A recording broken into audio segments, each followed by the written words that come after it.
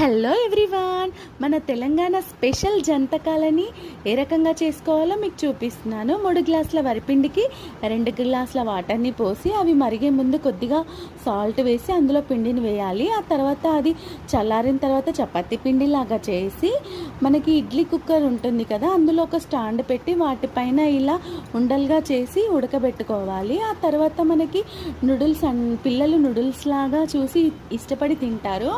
వీటిని జంతకాలు అంటారనమాట. మనకి బయట మిషన్స్ దొరుకుతాయి. లేదు అంటే మనకి అప్పటి కాలంలో ఇలా చెక్కతో రెడీ చేసినవి ఉంటుండే, అందులో ప్రెస్ చేస్తారనమాట. ఇలా జంతకాల్లాగా నూడిల్స్ లాగా అయితే వస్తున్నాయి.